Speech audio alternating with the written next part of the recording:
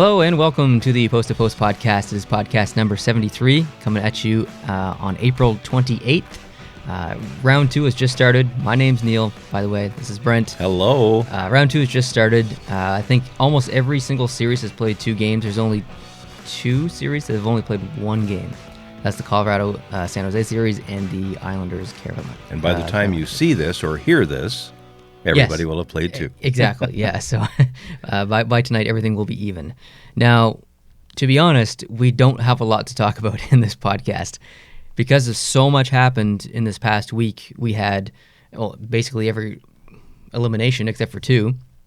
We made, I think, like 6 videos, and every single video, I think, was over 20 minutes, and some were over 30 minutes. Yeah, over 30. We've basically done half of a podcast every single day this past week. So we actually don't have a lot to talk about in this podcast. We are going to talk a little bit about round 2 and what's happened so far, and some other news around the NHL. And then since this won't be a very long podcast, I'm going to hit Brent with some just some off-topic questions, more so in the style of our Have a Yak podcast. So nice. should be fun. Yeah. So anyways, round 2. Let's just talk about it. Boston Columbus. It is the In my opinion, it's the most intense series. I just feel like these teams are so evenly matched, and it's not like the other series aren't evenly matched either. I just feel like in every single aspect of the game, these teams are so evenly matched, and I think it's been proven in the first 2 games. Mm-hmm. Honestly, you don't really know who's going to win, and teams have come back, and like there's been battles. I think if I could describe this series in one word, it would be battles. Did you watch the game last night? I did. Did you notice how many individual battles there were all the time? All the time, and both ways, both sides. There was lots of bad blood. One of the announcers during the game said, this is 10 times worse than the game 1 for rough stuff and people being genuinely upset with each other, which you love, right? Oh, absolutely. You love it. Some people have said, I think maybe it was Don Cherry, hockey needs more hate. Yeah. I don't agree with everything Don Cherry says, but I think that's one of them. Brian Burke believes that strongly, too. Yeah. He likes to hate. Maybe it was Brian Burke. I think it was, yeah. Anyways, I really enjoyed the series. Out of all of the series so far, it's probably the one I enjoy the most. And with that said, I've noticed something about this week in hockey. I am less interested in round 2.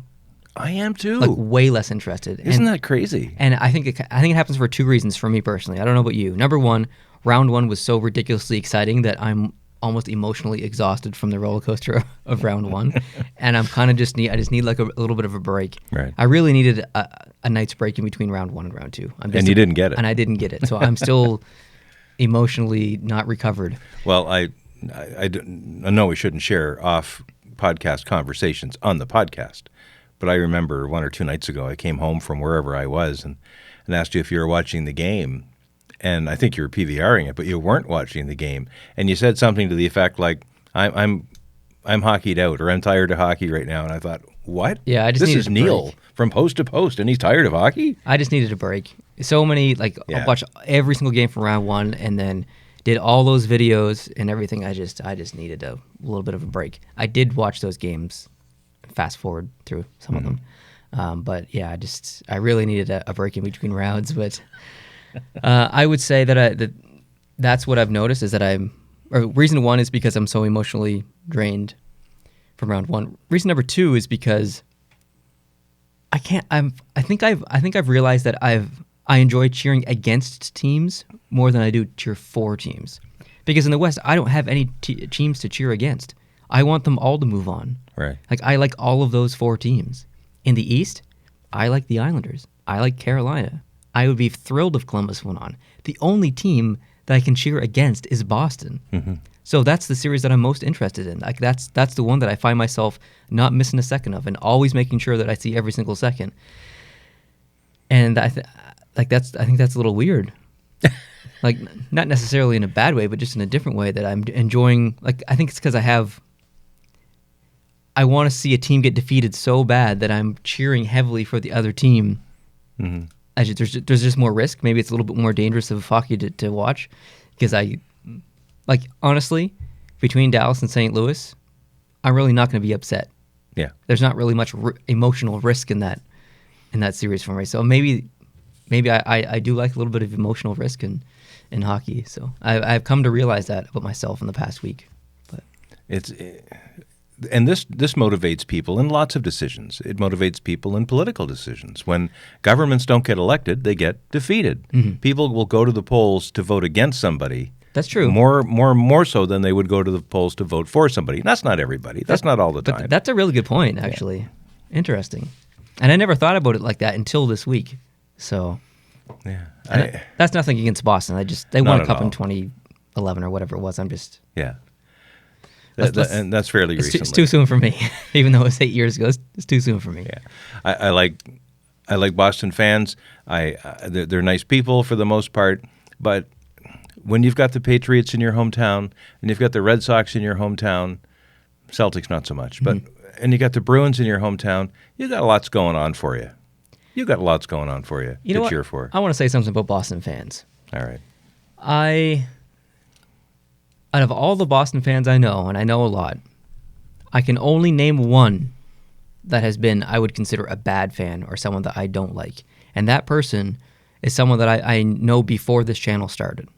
So I would say that I have never met a bad Boston fan or a Boston fan that I don't like. Mm-hmm. Can you say that? I can't. I don't think I can either. I've got Boston fan friends who are not as respectful of their fellow fans of other teams as I might be. Like, for instance, back in whatever year it was, not that, several years ago, Boston and Montreal went to Game 7. It was 2011. Boston and Montreal went to Game 7, and I might even have gone into overtime. And it was in Boston. Boston won the game. They scored on Carey Price and won the game and went on to win the Cup that year. One or two of my Boston friends would message me immediately, nah. I would never have done that if Montreal had won. Yes, never. I agree. But other than, if that's the worst that can happen, like if I still have most of my teeth and I still have two eyes that aren't black and all that, when you're fans with Philadelphia or friends with Philadelphia fans, you might end up a little more beaten up. But Boston fans, for the most part, well... I've never met a Philadelphia fan that I don't like.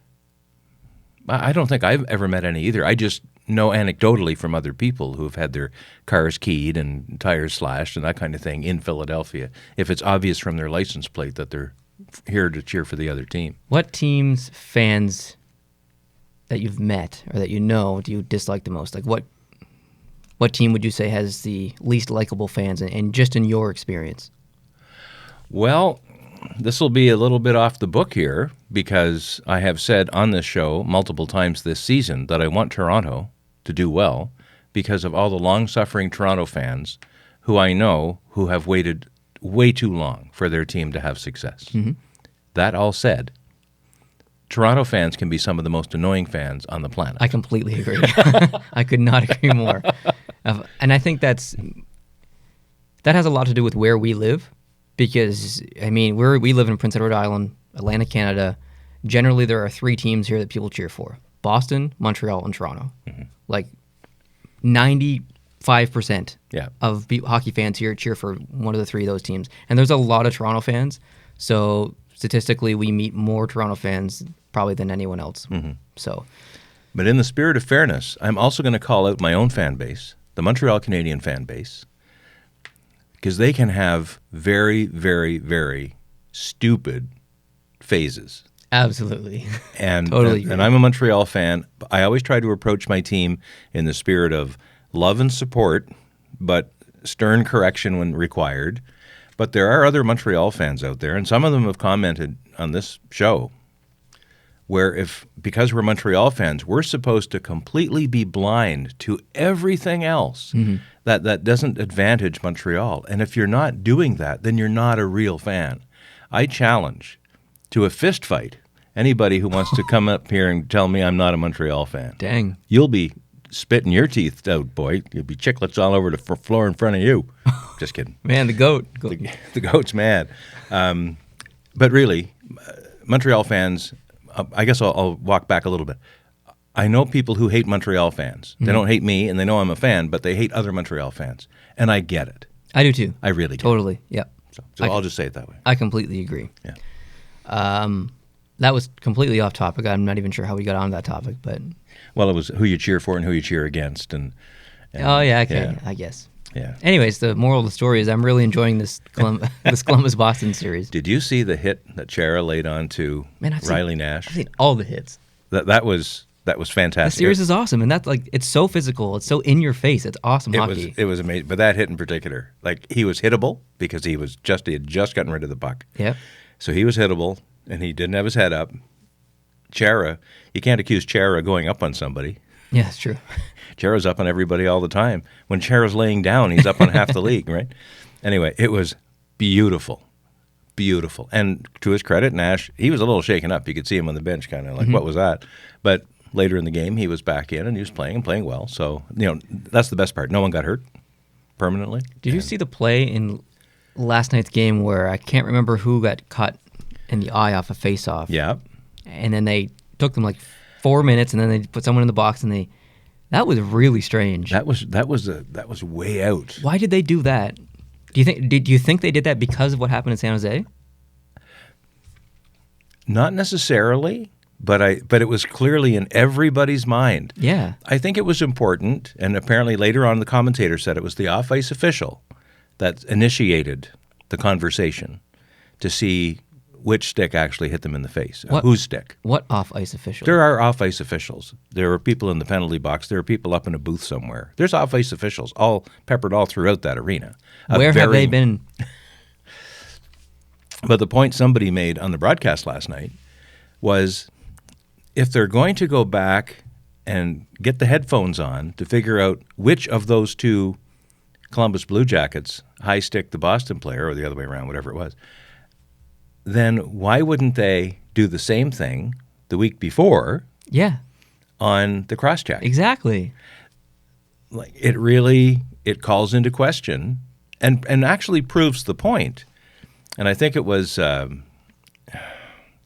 afterwards when they had the round of four. I think it was Kelly Rudy or someone said, or Elliott said, how you get there, you can talk all about that you want, but at the end of it all, if they use a replay to get something right, I'm okay with it. Absolutely. And me too. Me too.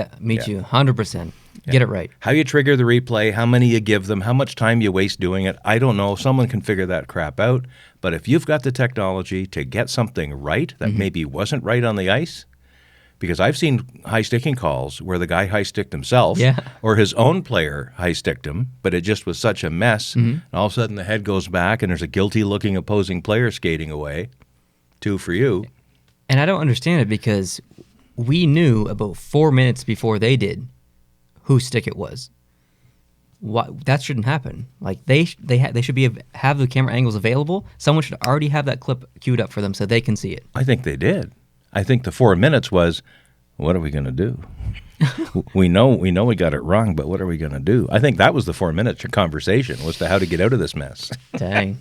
Anyways, it was interesting. Yeah. But I think situations like that are also a good for the league when they can go back on in the summertime when they're talking about whatever. If the NHL and NHLPA is talking about negotiations and all that stuff, that's a situation where they can talk about and make a solution for. So even though it sucked to happen, it'll lead to good things, hopefully. Speaking about that, and I think this might have been Don Cherry, maybe in the postgame or maybe in the first overtime intermission. And I didn't think about it at the time, but I actually think I agree with whoever said it, and I think it was Don. George McPhee got a phone call from the league. Yes. Maybe it was Gary, maybe it was someone else, apologizing for getting that wrong on that penalty in the last game of the San Jose series. And whoever commented on it on TV last night said that call should have stayed unreported, under the radar. Nobody needs to see the NHL confessing that and essentially hanging its officials out to dry, et cetera, et cetera. I think I might agree with that. I don't know how it got out, though. I don't know if McPhee told somebody and it became a story or the NHL told somebody and it became a story, but it probably started as a private phone call. Well, it became a story because it became public that those refs were suspended for the rest of the playoffs. But several other reffing teams, not several, a few other reffing teams were also not invited into the second round. Yeah, but for crazy mistakes that they made in certain games. That's the assumption. No one's seen a disciplinary worksheet on that. It's just people not officially, but we know. We know. We watched the games. We know what happened. So that's obvious.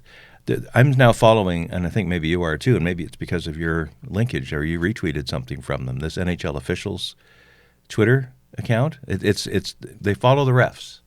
They actually, before each game, they here's the refs and here's their rosters and here's what the home team has done and the opposing team have done in all the games that they've refed. And this ref's first game was in 1999, and this ref's first game was in 2008. And they go down through, and all the linesmen too. And it's a great site, but they're the ones that I was looking at to see who wasn't going to be working in the second round. I could make my own mind up as to why. Yeah. And that's fine. And you definitely can, because you follow it closer. And we could all have done that job ourselves when we see that, oh, those two guys were not brought back for the second round. It must be because da-da-da-da-da. But that's just a guess. An unofficial guess. An unofficial guess, but when you hear the NHL phoning up George McPhee to apologize, well, that makes it a little more official. Yeah. Yes, it does. Yeah. Yes, it does. Anyway. It's a definitely a dramatic thing going on in the NHL right now. They're walking a fine line of, I mean, I think it's different if it happens in Game 2 than Game 7. Like it is not this big of a deal if it happens in Game 2 versus Game 7. No, this Game 7 was literally a series-defining game, and that was a series-defining moment. You can argue all you want about, like, we've already talked about this, so I'm not even sure if I want to talk about it again, because the comment section was ridiculous. Oh, was it? I didn't look this time. Yes, they're like, how can you possibly agree with that call? In the comments, I'm like, did you watch the video? Because in the video 3 times I said I disagreed with it as a San Jose fan. It's like so frustrating. And then I got a private message on Instagram from some freaking noob saying that I should, number one, stop being a hockey fan, stop my channel, and completely disown the NHL because I'm still watching hockey. That means that I support the decision that the NHL is corrupt, and that he could send me legal papers to prove it and all this stuff. Like, do you want to smoke some more drugs? And there was no arguing with him. Well, no. Someone who starts from that position, total idiot, is a lost cause. Total, just a buffoon. Yeah. Anyway, if you're gonna quote me, then do it. Actually quote me. Don't say the opposite of what I actually said in the video, and say that I said that. One thing that we didn't talk about in the discussion last week as to whether it should have been a penalty or how much it should have been. We didn't really talk about the 4-minute double minor. And that was another option open to them because of the blood. They could have said a 4-minute double minor, and then if a goal got scored, that would knock 2 minutes off. Another goal got scored, that would knock the rest of it off. And then you've got a 3-2 game and no power play on the go and still maybe 5 minutes left.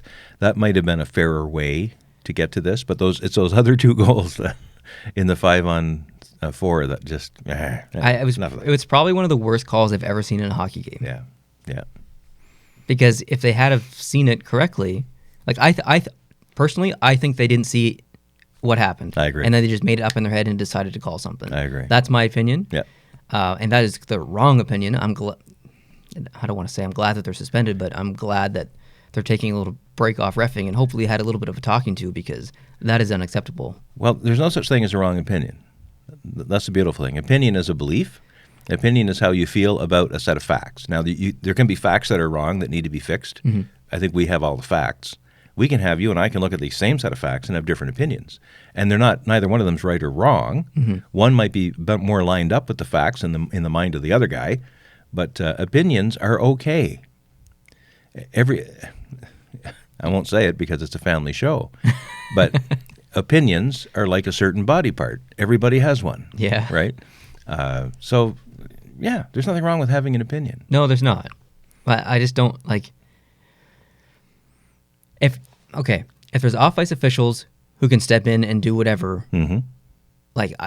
I blame the whole NHL, whatever NHL employees were at that arena that night, and let that happen, whether it's 4 people on the ice or whether it's 30 people in the arena.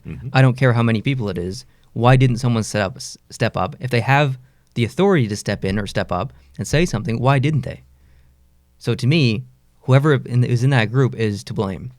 And that's really the whole league. Yeah, it is. And that includes the Board of Governors. Who knows? Maybe 5 years ago, one of the Board of Governors said, listen, maybe we should institute a video replay for major penalties, especially those involving fast-moving sticks. So just so we can be sure. And then the other 29 Board of Governors went, no. Or blood. Oh, yeah, exactly. So who knows how many times this has been attacked already in the past, or tackled, I should say, and been turned down. Yeah. By maybe the majority of the league Board of Governors or the NHLPA or whatever. I don't know. But sometimes it takes a pedestrian accident to convince the local town council that they need to put a crosswalk in that certain place. Even if a lot of people knew that was going to happen, you need to see the accident first. That's right. It's like the vicious dog. Every vicious dog gets one bite. Yeah. In law. You know what? I heard a lot of people saying that Pavelski embellished that. I don't think so. I don't think so. Do you think he had like a fake blood bag in his helmet that he just like busted open when it was convenient?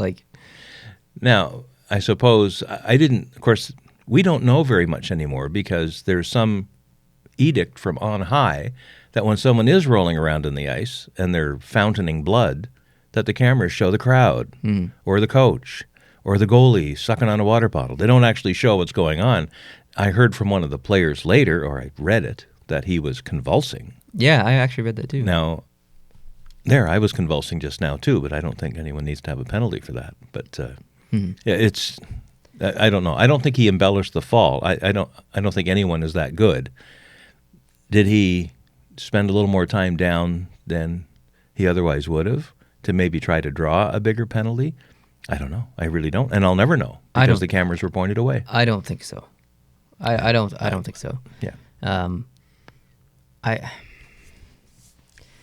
If we go back to the opinion that Vegas lost the series because of that penalty, I disagree with that. I do too. For two reasons. Number one, regardless, you can't let in 4 power play goals. You just can't. In 4 minutes. You just can't. And you can't hold a series 3-1. Yeah, and you had 2 chances prior to that to win the series. And failed to close it down. So Las Vegas put themselves in some ways in the position to be a victim of a penalty like that. And did you see the tweet that San Jose Sharks organization put out? I think I might have. I don't know. It was a couple of days ago. I think I can't remember exactly what it said, but I think it said, "Oh, hey, look, a team can kill off a 4-minute penalty, or a team can kill off a 5-minute penalty, whatever it was." I didn't like that. Well, I wouldn't normally like it either, but if there's one team that has, although Las Vegas or Vegas's social media has been very, very funny and not really hateful. Not really hateful. Like they'll say things like, "Us, nothing, them, 4, what's going on," or something like that. So they're having fun even when it's not going well. It's the best hockey Twitter. It is amazing. Yeah, it's a lot of fun. But San Jose maybe is a little just pushing the envelope a bit. Yeah, that one. When the league makes a mistake. Yeah, that's right. Not you got away with one there. Yeah. Take it like you've been here before, you know what you're doing, and be mature about it. Yeah, I didn't like that tweet. Yeah, that's true. That's true. I mean, bold, super bold, and funny, but yeah. No. This Boston Carolina or Columbus series has a prospect of being just the best, a round 1 version of what we've been missing from some of the other round 2 series. I think you're totally right. Yeah. It's so in your face and so hardcore battling and stuff. I worry that we're going to get a call like we did in the game that just happened, like someone gets hit in the face and no one knows who it was, or if the wrong call gets made in a 5-minute major or something like that. That's, although I really, really enjoyed this series, I worry that we haven't seen the controversial call yet. We haven't. We've seen maybe a controversial non-call, although the referees are starting to try to account for that or make up for it. Game 1, Marchand stepping on the stick of. It's been a long time since I've seen someone step on another person's stick. I've seen it before, but it's been a long time. It was pretty blatant. Yeah. And of course, it was behind the linesman, and I don't think the rest were watching. And he just hopped on the stick, and I forget who the other player was, but he goes up and just wiggles it a couple of times, and it breaks, and like, what the heck? And he didn't get a penalty that time. But last night, there was a questionable, maybe could have been a non-call, but he got called. What would you call that penalty? Unsportsmanlike? Yeah, I'd say it's unsportsmanlike. Yeah. I'd probably just pick that. That's a catch-all. Yeah, it is, yeah. Okay, what about the Islanders-Carolina series? How do you feel about that one? Wow. What a goaltender battle. That was unbelievable, and it's going to be like that. It's going to be. That's what we said in our preview. Yeah. Well, our short conversation of that series. When it happened, I thought, is this Vegas LA all over again from last year? Yeah, really. Where the games are going to be 1-0? Like 1-0 is enough, but in overtime, are you kidding me? 0-0, and it was a fantastic hockey game. It was tremendous. It was just a great game, so you don't need a lot of goal. But did you watch that game? I did. The whole game? I watched it on PVR the next day. Did you see the silly camera angle when that game started? Oh, that was nuts. Well, I thought, okay, I already decided I didn't like the Barclays Center, but if I'm going to be looking from the effectiveness of the Goodyear blimp here for this entire game, I don't know what happened there. Thankfully, about 10 minutes in or 8 minutes in, they found a better angle, but that was nuts. Yeah, it was really strange. Straight down, and I said to myself, at the very least, zoom in a little bit, guys. I like to see more of the play, but not from this. I'm going to throw up. Yeah. Yeah, it was crazy. And then, of course, that car sitting in the corner. And I didn't really notice the car. It was there. I noticed that the camera isn't center with center ice. No.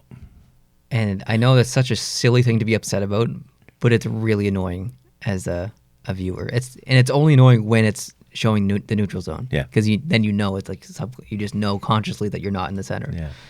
It's so unfortunate that they're stuck there, but they're making the best of it. They were pretty loud. They were not as loud as they were in the Nassau Coliseum. They kind of dried off a little bit. And I saw in the middle of the third period, and it was a close game, obviously, 0-0. In the middle of the third period, in the lower bowl, I saw a lot of empty seats.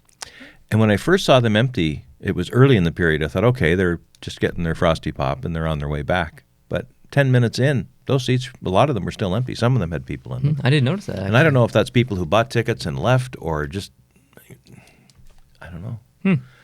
Interesting. I don't know. I didn't look at the attendance figures later. I probably should have, just to see if it was a capacity crowd or not. I can't imagine that they wouldn't fill it. I bet you that was a depressing drive home or train ride home or after that game. You battle so hard in the game. Your goaltender's incredible, and then you end up losing. There's going to be those games, though. And there will be games just like that they're going to win. So yeah, it's coming. Dallas, St. Louis. Have you watched any of this series? Well, no. I guess I watched a little bit of the first game.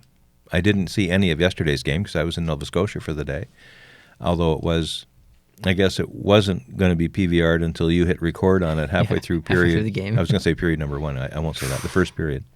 And then I don't know if I didn't watch it actually after that, even knowing I could watch it. I told you. Because you told me what the score was. And you asked me first because we try to respect each other for spoilers. I won't. I try not to. I know a few times I've ruined it on you. Yeah, you have. but not intentionally. But there's nothing I hate worse than spoilers. What we do oftentimes, because really a PVR is a time machine. It's a wonderful thing. But it only works if you completely isolate yourself from the real world. Yeah. So no social media, no email, no texting. I've got a friend of mine. He's a dear friend of mine. And he knows now that I always PVR almost everything, especially sports, because I hate commercials so badly that I'll start watching a game a half an hour after it really starts just so I have skippy time to get through the commercials. But man, it almost never fails. How about them? Whatever, and I'm only in the first period and he's texting about the third period. This is a great game. Like, I don't even want to know that. Does he watch NASCAR? He does. So in today's Talladega, which means you need to finish the race live, basically. I need to finish the race live, or I would normally need to finish the race live. But right now, he is in Dubai, and his wife and he are getting on a cruise ship. So I'm hoping he's out of range. See ya. Have a nice trip. And I think I'm safe on my phone. Talladega today, I watched the Azerbaijan Grand Prix this morning. It was a really good race. And I love him. He watches Formula One too, as do I, and NASCAR. And he likes hockey. He watches some things I don't watch. He likes rugby, some stuff like that. Ain't nobody got time for all that stuff. Rugby's great. Rugby sevens. The playoffs are going on. You would love rugby sevens. I don't get time for that. Girls rugby sevens was on last weekend. Canada playing England and Canada playing. I get time for that. Australia. It was. But here's what rugby sevens means. 7 players on each team. Each half is 7 minutes. 7 minutes. The whole game's over in a half an hour. I don't think I could care less. And here's how the game ends. When the 7 minutes is up, He's still going. when the 7 minutes is up, they continue to play until one of the teams kicks the ball out of bounds. I don't understand, and I don't have questions because I don't want to know. My mind can't take any more sports at the moment. I'm engulfed in hockey. I can't even take the hockey that's going on right now. How about Tiger Woods? Catch me in the off season, would you? Man. Anyways, this game yesterday was actually pretty good. Dallas scored for some very pretty goals. I believe Ben Bishop basically won them the game, though. He was fantastic. I saw some highlights. Yeah. San Jose, Colorado. They've only played one game, so. Mm-hmm. Did you watch the first game? I did. Yes, I did, actually. I'm trying to think of whether I did or not. I didn't watch it live, obviously, but the next morning I zippy through it. Yeah. I love LeBanc. He is. Where the heck did he come from? That goal? That move between the other guy's legs. Do you know who it was? Rantanen. Yeah, it was Rantanen. It's not like it was some scrub. Puts it between his legs, and as if he'd done it a million times, and picks it up and turns right. Change the angle. And in you go. Like, oh, my goodness. That was fantastic. And he's just caught right on fire in the last couple of weeks. And Colorado's played actually pretty good in that game. They did. They put up lots of shots like they usually do. Not as many as they did against Calgary in those last couple games. But luckily, what I predicted, in a way, did kind of happen. San Jose they can turn on that offense just whenever they want. So I thought it was going to be a little bit much for Colorado, and it seemed to be at times definitely during that game. So I actually suspect that this game today is going to go the opposite way, but that's just my opinion. Mm-hmm. So the games today are Carolina and the Islanders at 3 p.m. Eastern, which is 4 p.m. our time. Correct. Do you have a prediction for that game? I think the Islanders have to win it. Whether they are going to or not, I don't know, but they absolutely have to. I agree. I think if they have to, and Barry Trotz is behind the bench, and they know they played well enough to win the last game, in game one. Mm-hmm. They know they did, and they just absolutely have to. And I think it'll be actually overwhelming. I think it'll be like really? 5-1 or something. Oh. I think they're going to fill the net. Oh, wow. I think they're ticked. I think we're going back to overtime. Wow. I have the opposite opinion. It's going to be close. Okay, well, I'm going to write this down. Sveshnikov is a game-time decision, by the way. Okay. We spoke about that a couple videos ago. Yeah. Good to see that he might be coming back. Mm-hmm. San Jose and Colorado. That game starts at 7:30 p.m., which is a weird start time. It's great for us here on the East Coast. 8:30 our time. Yeah. It's fantastic. So it's 4:30 in the afternoon in San Jose. Yeah. So unfortunately for them, they're at the mercy of Gary and the NBC network. Yeah. Right? So thanks, Gary, at least on behalf of people in the Atlantic time zone who can watch this game without having to miss the first hour or two of work in the morning. Mm-hmm. And you got to get up early tomorrow. Yeah, I do. You do? Doctor's appointment. Yeah. Do you have a prediction for this game? I think it's going to end the same way as the game. Oh, won. really? Yeah, I really do. I think San Jose has found. I was always concerned with Colorado's depth, and that's a problem San Jose doesn't have. And I think they're doing it for Joe, and I think they're going to win it again. And I'm not saying that's the result I want. I really want Colorado to win this series, but I think their first win will have to wait till they get home. I'm saying Colorado wins 4-1. 4-1. I'm writing this down. Write her down. 4-1, says Neil. Did you hear about the Calder finalists? No, I did not. They are Dahlin, Patterson, and Bennington. Are you happy or unhappy with those 3 picks? Or do you feel like anyone's been slighted? Probably, but I'm trying to think of who I would want to see in that. Do you think Bennington should be in there? Because he played, I think, 32 games or something.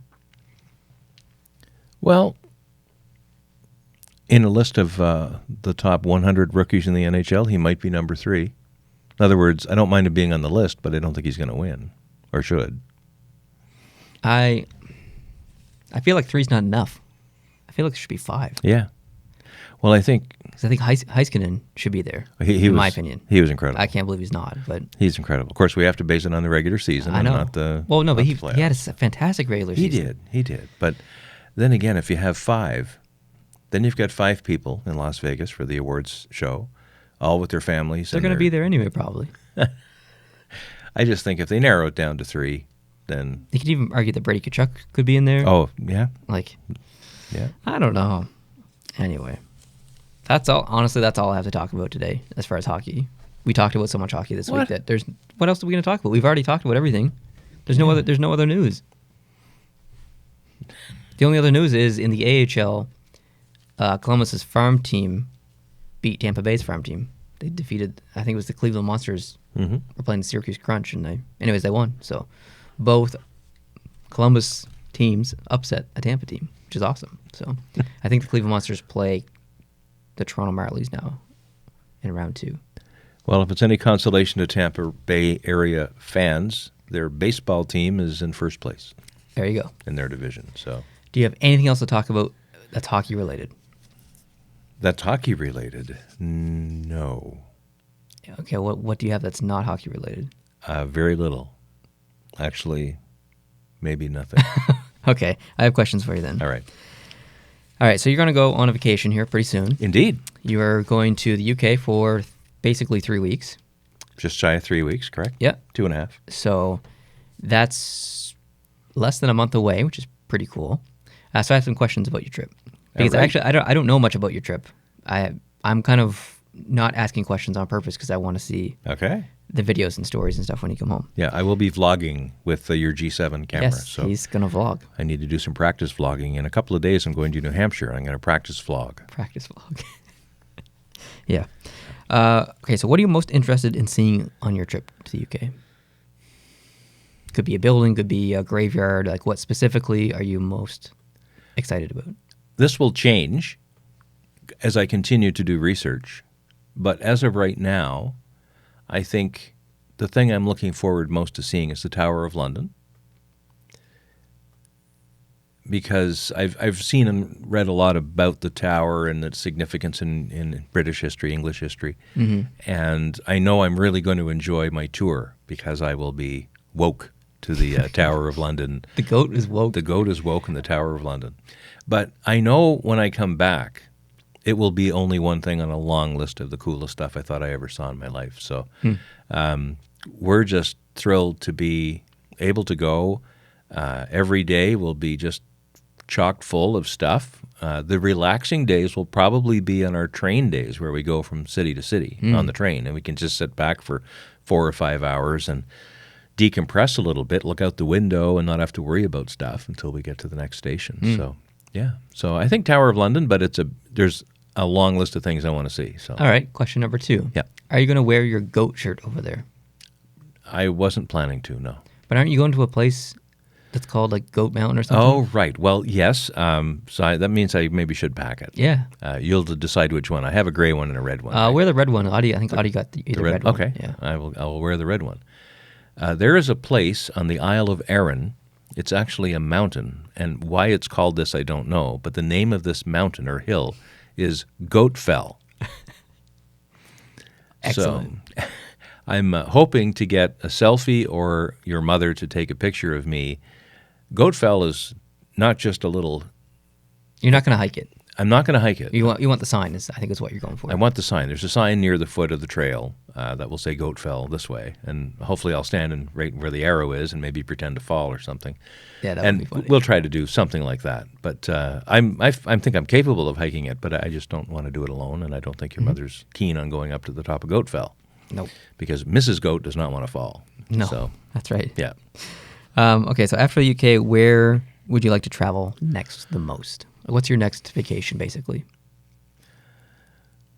When I get back, I'm probably going to want to say, my next vacation, I want to go back and do up the things that I missed. Oh, really? You want to go? I would probably want to go back. Wow. I think I'll find myself extremely at home and comfortable when I get there. I have not amazing, I have nothing that's amazing, but I have a very strong sense of familiarity with all of the reading I've done and all of the YouTube videos we've watched from vloggers over there who ride the trains and do tours of buildings and castles and give you insider tips on how to get around in London and in particular, but also the rest of the UK in general. Excuse me. I think I'm going to feel very much at home. The food will be very similar to what I've. You're just going to eat fish and chips the entire time. Fish and chips and hamburgers and sausages in the morning, bangers and mashed or whatever. And there is North American fast food basically everywhere. So if I get stuck, yeah, you'll have a fallback. I'll have a fallback. I'm not going to want to eat even one time at McDonald's. But if there's a McDonald's around the corner and the rest of the restaurants all look a little too exotically odd for me, that'll be a plan B. But so then where to go next? Well, I always like going where the weather's nice, especially when it's not nice here. So the next vacation reasonably might be later this year in the fall or over through the winter, a week or two down south in Florida or the Caribbean or something. That's probably next time. Interesting. But as far as going as a tourist and seeing cool things, I would like to probably go back to Europe. Cool. This trip will tell us whether we're able to do the long-haul flight thing and not be too whacked out by it. I'm used to it because I traveled an awful lot into the West Coast, and the flight from here to London is actually, in direct miles, shorter than the flight from here to Vancouver. So that part doesn't daunt me. But it's been a long time since your mother's been on a plane for that long, so we'll see how she does. Now, while you're over there, are you renting a vehicle? We do plan to rent a vehicle for one day. Oh, snap. The Isle of Arran itself has a little informal car rental place in Brodick, which is where the ferry terminal is, on the ferry that comes across from Ardross, Scotland. And there's a guy with a garage, and he has cars for rent or for hire. And I've already emailed back and forth with him. It all depends on our arrival time. If we can arrive, we're getting there on a Sunday. This is the problem. If we can arrive before he closes, then we're okay to rent a vehicle and drop it off on Monday. But if we can't get our train connections to get us on the ferry in time to get across when he's still open, then we're stuck. We'll probably just have to get a taxi to the hotel. And then the following day, we'll probably spend most of the day on the island, and they have a great public transit system. They just have this bus that goes around and around and around the island. Okay. So you just hop on, take it 2 stops, get off, and then do your thing, and then wait for the next bus to keep you around. So if you get a vehicle, it'll mean that you're driving on the wrong side of the road. Which would be the left for us in North America. Are you nervous? I'm not. I'm actually excited. Oh, man, I'm mega nervous for you. You're a bad driver here. I'm not a bad driver. I knew he was going to say that. I did that on purpose. I'm not a bad driver. You're an aggressive, angry. I'm not aggressive. Pissed off driver. But I don't. You were the most aggressive driver I've ever been in a vehicle with. No. Yep. You can't count yourself? Yeah. You're counting yourself in that equation? I'm an angel. But you're not nervous. You're excited. I'm excited, mainly because it's a small island with very narrow, little windy roads. Basically, it almost doesn't matter what side of the road you're on because they're only one car width wide anyway. And when you meet another car, there's little pull-off spaces. And that's the only thing I'm going to have to worry about is to pull off to the left instead of the right. And then I'm back on this one track trail all the way around. So not all the way. That doesn't count then. I'm going to count it. No. Yes. I don't think so. Now, one thing I have to make sure I do is go to CAA or something and make sure I have the appropriate driver's license that will work over there. I think most places they will just let you go on your now enhanced driver's license that we have. But there is such a thing as an international driver's license. Yep. It's just a money grab is all it is, but they generate some other document for you that allows you to drive outside of your own country. So if I need that, I'll have to get that just in case. But it's probably 50-50 on whether the guy will be available or the car. So okay, I have a question for you. Yeah. Some of these countries, like some countries, like, I don't know, Thailand or something like that, or Philippines or whatever, they drive a lot of scooters. I know you'll never go to the Philippines, and I know you'll never go to Thailand. Correct. But if you did, would you get a scooter? Heck yeah. Heck yeah. I'd have to probably get the extra large size or the, the fat bike or something. But I would love to have a scooter here. I would love to have a scooter. I would. I'm a very green, environmentally friendly kind of guy. And if I can get my butt to work burning just a thimbleful of fuel, even if it looks like a bit of a Mr. Bean ride on the way into work, I could get there fairly quickly. and just like a little 99cc, whatever. So if I bought you a scooter, you'd use it? I would. I'd use it hardcore. I'd do wheelies on it. How much are scooters? I think you can get a decent Vespa or something probably for a couple of $1,000s. That's a little steep, but I'm going to have to start saving because I would pay money to see you drive a scooter. Would you? Yeah, with those dinky little helmets. It would have to be the right kind, though. I'd have to, like... What? Okay, no, you can't start getting picky. I got to get picky. I can't ride on one of those. It has to... I don't want it to look like a motorbike or anything. I'm not a motorcycle kind of guy. It's going to look embarrassing. Not necessarily. I want to be cool. Okay, literally no one who drives a scooter is cool ever. There's always the first, and that's going to be me. Are you gonna wear your goat shirt? I'll wear the goat shirt. I'll get myself some leather. Oh God. I'll get some We might have to start a GoFundMe for this scooter. Yeah, I'll show up the podcast every week and show you my road rashes and. Oh heck yeah! I can't wait. I can't even. I honestly can't imagine that you. I literally can't imagine you driving a scooter. Like that visual just does not exist in my creative abilities. Well, we got to make it happen then. When I was younger, and I'm in my teens, let's say, I bicycled basically everywhere. Mm-hmm. I circumnavigated the island of Montreal. I drove to the Ontario border and back and did a lot of short distance and even some longer distance cycling. And these are long trips. These are 50 and 100-mile trips, some of them. I really enjoyed that. I really enjoyed doing that. And I really like, all kidding aside, I really like the idea of leaving a smallest possible environmental footprint that I can for the generations to come. And I don't have a political problem with someone who's driving a Hummer. If they can afford to drive a Hummer and put the gas in it, go for it. Good for you. But for me, I want something that's, if I could get an electric vehicle, for instance, a totally electric, if I could afford it, and I could be persuaded that the electric vehicle was actually what it said it was, which was lowering emissions, because you can find articles, and whether they're true or not, and here's where opinion mixes with fact, right? There are articles that say that the cost of making the material that goes into an electric vehicle, the manufacturing of the batteries, the nickel, and the mining of the nickel, the mining of the cadmium, the mining of the arsenic, or whatever they have to do to put them into a position where they can offer this vehicle for more than a gas vehicle would be. Mm-hmm. But for the life of the vehicle, if you look at the energy cost, you're coming out ahead at the end.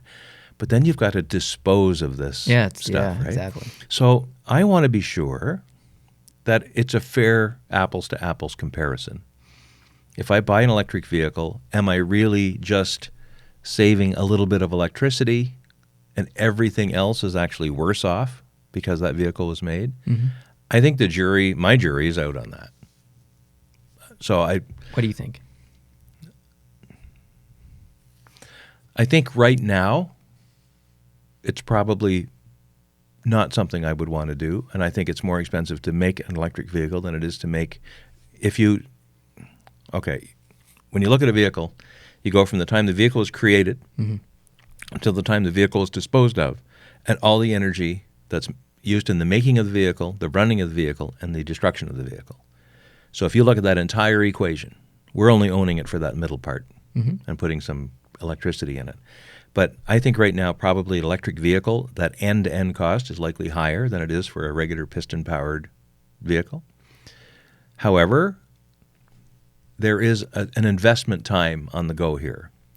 When the cellular networks first got built in the 1980s and 90s for cell phones, and they're putting up towers and they're installing equipment and lights and everything else to make them work and connecting the towers together so we'd have a cellular network, the cost of that was outrageous to do it. Yep.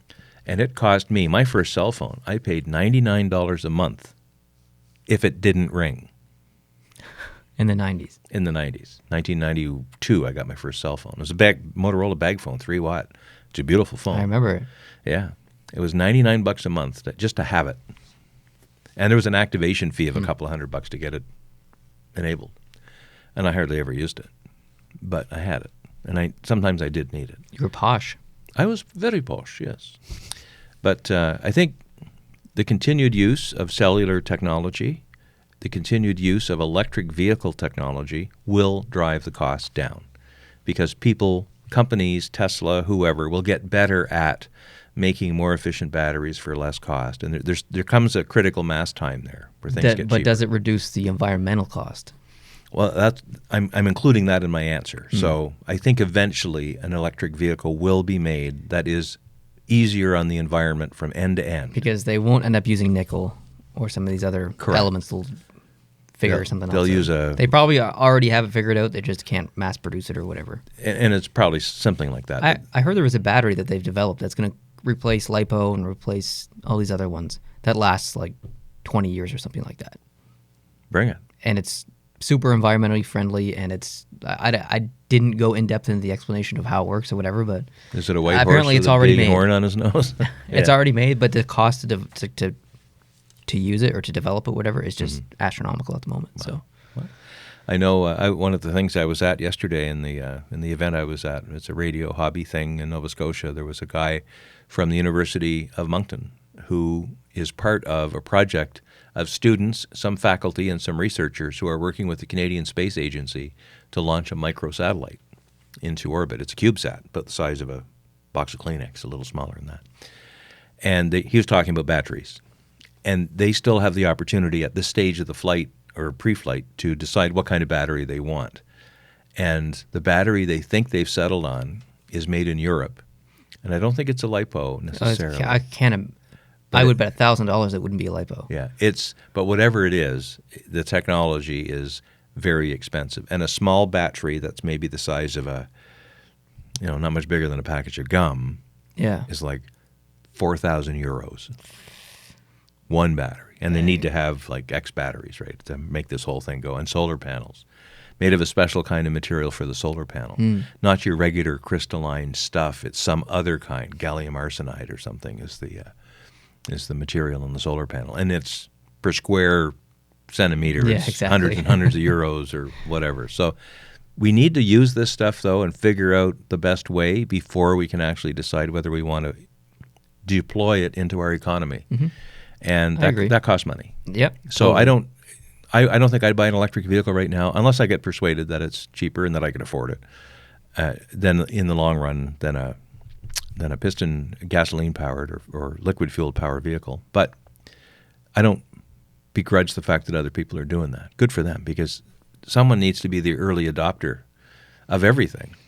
I think the United States is in a much better position than us as far as electric vehicles because they have quite a bit of charging stations set up, whereas Canada, and maybe this is just specifically Atlantic Canada, we don't really have that many. Not many. So if I only owned an electric vehicle, I would be very nervous leaving the island and going anywhere, thinking that I might not be able to recharge my vehicle. And if I do have to recharge my vehicle, how long is that going to take? Like, if I can only drive 450 kilometers, that's from here to Fredericton, basically. Okay, if I have to charge my vehicle in Fredericton, is that going to take 12 hours? Well, I don't want to be in Fredericton for 12 hours. I love Fredericton, lived there majority of my life almost, but like if my destination is Vancouver, I'm driving across the country, probably not going to want to do it in an electric vehicle. Probably not. So for me, it's not time yet. Yesterday, one of our pit stops was the Irving Big Stop in Olac, New Brunswick. And there were at least 4 Tesla charging stations at that gas station parking lot. Yeah, there's a map all over the place. There's actually not one far from here. There's just literally up the road. Yeah. Isn't it Olac? What did I say? Olac. Did I say Olac? Yeah, twice. You said that earlier too. Okay. Well, I'm gonna go with it. I say Olac. It's A-U-L-A-C. There's a U in it, and I prefer to pronounce the U because... Do you say Australia? No, that's different. Because Olac comes from the French, au-lac, at the lake. Okay. So it's O, A-U. And since Australia is British, it's A? Australia, I think, is Latin. So talk to Rome about that. That's not my problem. Wasn't it colonized by... Oh, yeah, by the British. Yeah. Was it called Australia before the British got there?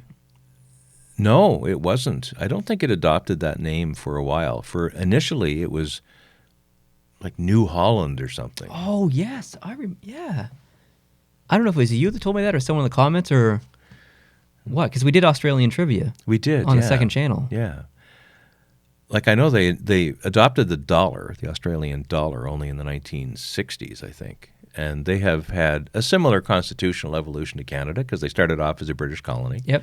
And then got their independence. There was the Statute of Westminster in 1931 that all the colonies got some more mobility and freedom for their own determinations. But, yeah, it was New something. I think it was New Holland, but because, the Dutch, just because they got there first. What's up with, there's a lot of New Brunswick, New York used to be called New Amsterdam. Yeah. Give me some more. Well, New Amsterdam. New Jersey. Yeah, New Jersey. There's Newfoundland. Yeah. Nova Scotia is New Scotland Yeah. in Latin. Yeah, there's Newcastle. Yeah, Newcastle. Why can't you just have a unique thing? Well, because people moved from usually the United Kingdom over here, so they want to name things after places back home, give them a sense of familiarity. Okay, if we went to another planet, would we call it New Earth? Probably. Heck no. No, like for instance, when the Dutch initially settled New Netherland, they called their first town New Amsterdam. And then the British came in 1664 and said, thank you, we're going to take over now. And the Dutch said, no, you're not. And the British said, off you go. And the Dutch were like, okay. Peter Stuyvesant was the governor for the Dutch, and he wanted to fight the British, but none of the people did. People are like, yeah, it's okay, Mr. Stuyvesant, Director General. You're good. We're okay with the British. Come on in. Interesting. And anyway, they wanted to name it after somebody, so they named it after the Duke of York. So they were going to call it York, but they didn't want to confuse it with York, England. So how do you not confuse it? Because if I'm going to go to York, well, York is up in Yorkshire. So Yorkshire. Yes, you say that all the time. Yeah. Good practice there. Thanks. So you can't go to York in North America unless you distinguish it in some way. So, okay, we'll call this New York. But there's only one York in the United States. Yes. Why can't you just call it York? But at the time they named it in 1664, it was a British colony, and it was going to be for another 112 years. Well, they need to change it. Why can't Jersey just be Jersey? Like, why does New Jersey have to be New Jersey? Why can't it just be Jersey? It can't be Jersey because Jersey already exists in the English Channel. It's an island off the coast of France. No. I don't care what's going on the other side of the ocean. That doesn't. But no. It used to matter. I know. Used to. Keyword used to. But when the names got settled, at the time the names got picked, it still mattered. And now the names are stuck. We've missed the opportunity to change names because now it's too late. You can't call New York. And you shouldn't. And you wouldn't even want to if you were sensible. If you had half an understanding, you wouldn't even want to do it. I don't actually want to rename New York, but I'm just saying we missed the opportunity for a good renaming process. Okay. Yeah. All right. Hold on. It was originally called New Amsterdam. Yeah. Has any other city in North America, like big city, gone through a significant name change like that? Oh, yeah. Like what? Miami. Has Miami always been Miami? Probably. Or was it before like New Cuba? No. Although it's getting close. I'm trying to think of examples, but I'm sure there are. You've got Houston in Texas. There was a community there before it was named after Sam Houston, right? I don't know what it was called before, but the name was changed to that. There wasn't really a community of people living where Washington, D.C. was built. It was essentially a marshy area, and they just said, okay, we're going to make a town here. We're going to call it Washington. Now, in some cases, they used the same names that they were used in the UK without using the word new, such as Richmond, Virginia. There's a Richmond in the southern suburbs of London, so they have Richmond, Virginia. We have Newmarket, Ontario, and there's already a Newmarket in Yes. England, and so on and so forth. We have a Stratford in I was gonna say England. Stratford. Yeah, but Isn't even the word like Ontario? Isn't that a place in England? no. Oh, No. There's an Ontario in California. But Yeah, I know there's, what I'm talking about. Ontario, I think, comes from a native North American name. interesting. Yeah. But if I'd known we were going here, I would have done some more reading. Would have been better prepared. How come Quebec's not called New France? It used to be. Really? It was. It was New France. Really? Yeah. Yeah, it was New France. So they did the right thing. They did the right thing. They're like, this name sucks. So let's get a new one. Well, it was New France, and then when the British took over in 1763, they called it Lower Canada because Ontario, upriver, up where the Great Lakes were, was going to be called Upper Canada. So Quebec became Lower Canada. What were we? We were, well, initially Acadia, because we were also a property of the French crown. But then we became Nova Scotia. Oh, right, yeah. And so this was part of Nova Scotia until the late 1700s, like 1790 or so. And then they called, and at that time, this was called St. John's Island. Interesting. And then it became known as Prince Edward Island in honor of one of the previous Prince Edwards. And prior to that, it was called Abagway, which was the Micmac name for. What about the Maggies? Well, were they part of Nova Scotia as well? That's a good question. They were part of New France and maybe part of Acadia. There was an administrative difference between New France and Acadia. New France was administered out of the city of Quebec, and Acadia was administered out of Louisbourg in Cape Breton. And they each had their own governor, and they each had their own military structure and all that, but they both belonged to France. Mm-hmm. And when the war happened in the 1754 to 1763 era, and the British won, Quebec was still the name of the city in Lower Canada that became the capital of Lower Canada. And eventually they adopted the entire province named as Quebec to match that. Louisbourg, of course, was captured by the British and then not returned to France. Well, it was once, and then it was captured again. It's a long story, but anyway. They instead of New France, they wanted to call it New Scotland. So they call it Nova Scotia, which is Latin for New Scotland. The only island group that was maintained, owned by France, was St. Pierre and Miquelon. Yeah. And they still belong to France. Which isn't that far away. Not far away at all. So technically, if you went there, you would be visiting France? You would be visiting France. You would have France on your passport stamped. You would be subject to French immigration laws. You would be in France. Interesting. Yeah. Same, maybe not the same, but maybe close to the same, the island of St. Martin. One half is Dutch and the other half is French? Correct. Yeah. Yeah. We were on the Dutch side. We were on the Dutch side when we cruised in there. We rented a car on the Dutch side, but the car was French plates. It was registered in France. So is the French side considered France? Yes. And what's the Dutch side considered? Well, it's part of Holland, I guess technically. But So technically we've been to Holland? well, no. Why is it so confusing? Well, with St. Pierre and Miquelon, they are actually administered as a department of France. Like they have their own. They vote in French elections and everything. Oh, really? They're very, very integrated with France. They have their own airport there, and planes come in and all of that. Other places, like in the Caribbean, they're more of a colonial structure. French might be in charge of the northern half of St. Martin, but they don't govern their everyday life like they would in St. Pierre. So they have their own government there. Interesting. Yeah. Okay, well, that's kind of all we should talk about here, because we're going to actually film 2 more videos after this. All right, yeah. You'll see this coming week. So Cool. I will let you know what they are. The first is going to be post-to-post. Actually, I'm not going to let you know what that one is. The other one Mystery post to post. is a little Patreon collaboration. I posed the question to people, as a hockey fan, would you pay extra for? And then they gave some pretty good answers. So I'm going to reveal those answers to you, and you can agree or disagree.